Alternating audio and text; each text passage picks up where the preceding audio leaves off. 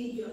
So hi guys, for this video is mag-assemble po tayo ng ating naputing stand fan kasi super hot na po ngayon dito sa ating lugar. So my mother bought this one. Ayan, kamay stand fan po yung nabili natin kasi ito na lang po yung stock na meron. So sa appliance center na available. So my stand fan is 18 inches stand fan po. So I'm going to assemble this one. Ayan, sana po natin.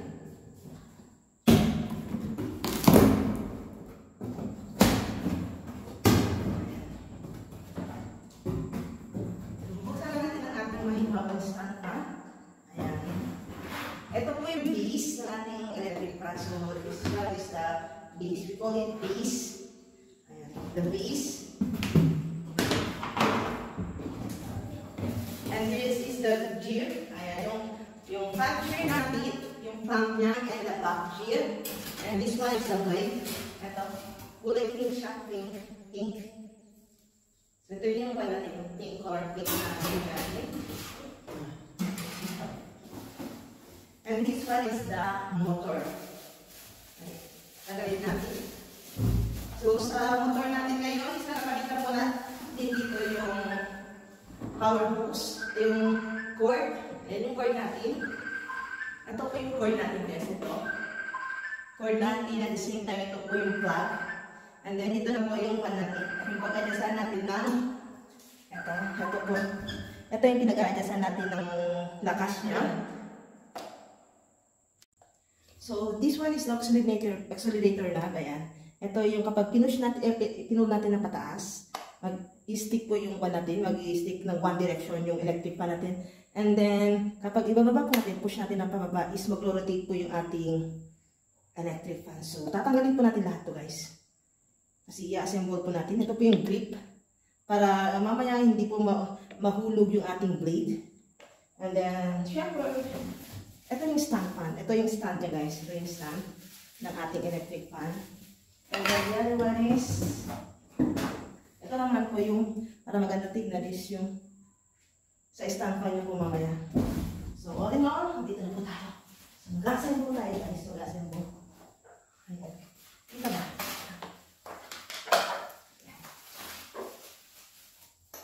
So ilayin na lang natin yung ulo niya. So yan. Nakatali po siya guys. Nakatali.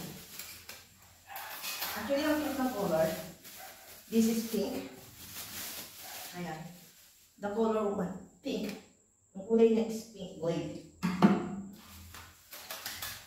So, for us to lagay natin yung blade, so kailangan natin tanggalin guys ito. Itong blade niya. Kita. So, may pattern yan. Kapag gusto natin tanggalin, paray po ang ikot natin. Paray siya, paray. Para ipag-pusin. Para mag-gusto at matatanggal. So, ayan siya guys. May pattern po yan. May pattern. Then, tanggalin natin to. And at the same time, tanggalin po din natin ito. So, wag natin galunin guys itong mga screw niya kasi galing na mismo ito sa kampanya. So, wala tayong pwede pakialaman dito kasi andito po yung motor. So, ibig sabihin, parang ito po yung sa tao, ito yung puso ng motor. And then this one, the cord one, is yung utak. Ayan. And then the push button, which is this one, hindi na pala siya push button, kundi pinipilit siya. Ito naman po yung parang kamay niya para mag-work. So, ilalagay naman natin itong back gear niya. So, kung makikita niyo may mga butas po yan guys. So, susundan po natin yan. May pattern po yan. Ayan. So, i-fit lang po natin. I-fit. So, may apat po yan na butas. Kung makikita. Ay, hindi pa nakita, no?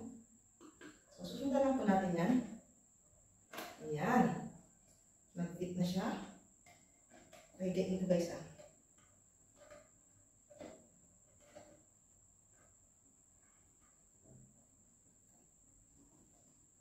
Bakit yung condition fit? Ayan. Nag-fit na. And then, ilalagay na po natin ito. Ito po yung pang-grip niya. So, kapag inihit po natin siya, yung grip is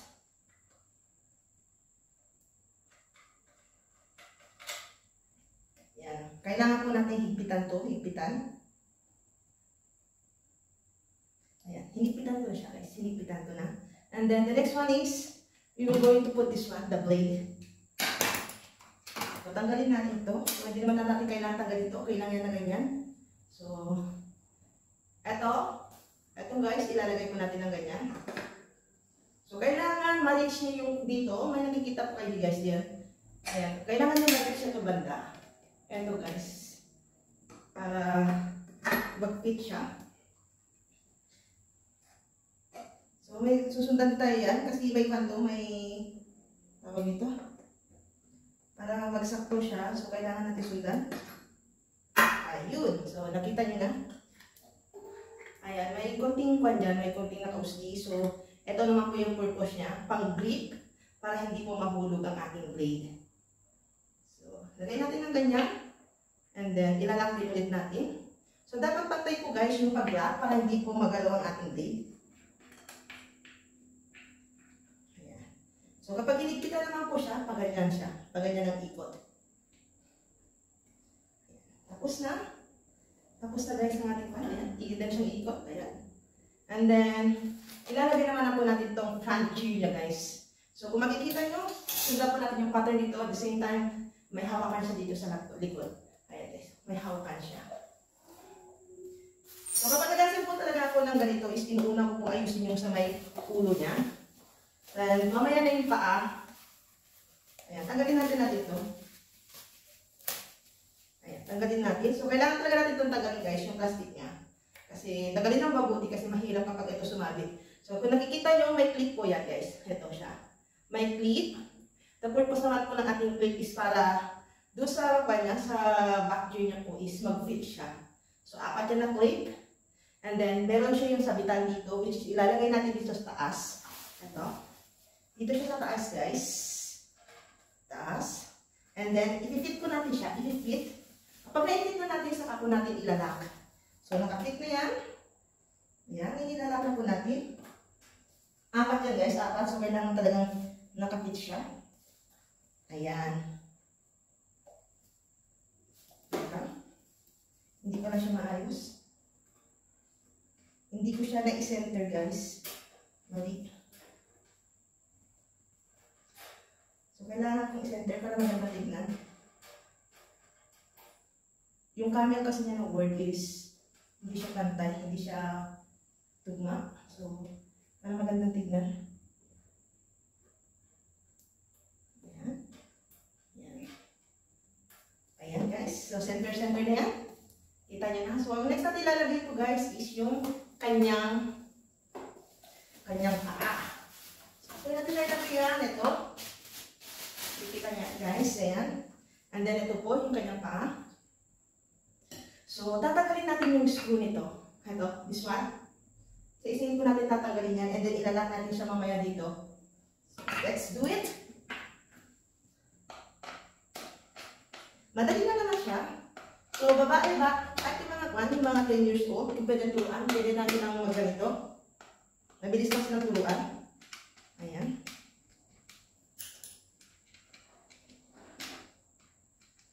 So, tatanggalin natin yung apat na screw guys. Apat.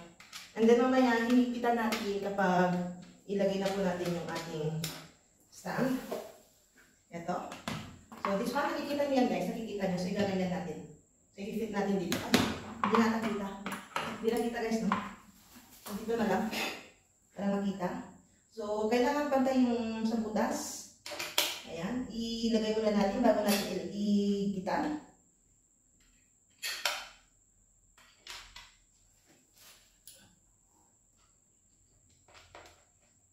And then, ngayon, ilagay na natin, hihigitan na po natin siya.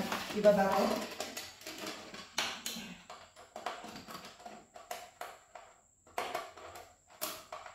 Ayan guys, hihigitan talaga mabuti.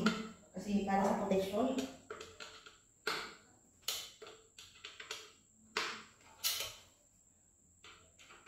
Para hindi siya magalaw. Ayan. And the purpose naman nito is para hindi po natin, pero para hindi po kita itong mga screw. Tatanggalin lang natin ito. Para may lagay natin ito. Tanggal mo na, ganyan. Okay. So, ayan na guys. Lumabas na yung kanyang stand. So, hipitan din natin ito. Hipitan. And pagkatapos natin ilagay po yan is, ilagay po natin itong leg niya. Ayan. Mabigat to. Actually, mabigat. And then ito. Ilalak po natin ito dito. Nakikita niyo to? Ito yung adjust, yung pang-adjust natin. So, kailangan natin yan i-lock. I-lock natin. Hanggang sa maramdaman po natin guys na pumaloob siya. Hindi na siya magiging magalaw. Hindi na siya magiging magalaw guys. So, kapag i-adjust po natin ang ating kwan, ito, i-adjust po natin yung gusto natin ibaba. So, dito lang natin paikutin. Ayan. Para mababa siya. Ganyan. Ayan. And then ito, ayan, ikiklik lang natin. Kita niyo yan. So, ganyan lang po yung nilagay. So, isasay natin. And then, ilain pababa. Ipantay lang natin to. Tapos ilain pababa. So, ayan, naipit na natin siya. Ito na po yung ating stand fan. Ito na siya. So, we're going to test this one. Kung gagana siya or hindi guys. Wait lang. So, ayan guys. Paano natin siya? I-plug in na natin sa ating socket. So, tagalin lang natin to. Ayan, tinanggal ko na siya kaabot. And then, let's try. Kung ba? Ayan, gumagalaw. So, ito po yung number 1 niya guys. So, number 2. So, sobrang lakas. And then, number 3. Ganyan siya kalakas. Ayan. So, ilan pa natin. Extend natin. And then, sabagay natin. Ayan, lakas niya guys. Oh, lakas. Pag-isa ko mag-assemble. Ayan. So, this is. So, ganun lang po kasi mag-assemble guys ng ating stand fan. So, sa sobrang galit na po ngayon. So, pag sige lang po na kayo ng kanilang mga stand fan. Huwag natin easy ng init kapag dahil natin yung bilang at budget. Di ba na kayo po kasi mahirap na po magkaroon ng sticks. Pati pag magkaroon ng sakit, lalo na aking stroke. Ayan guys. Thank you for watching and stay tuned po sa ating mga ibang videos na po. So, keep on watching Dance OFW, Adventure Live Streaming and videos.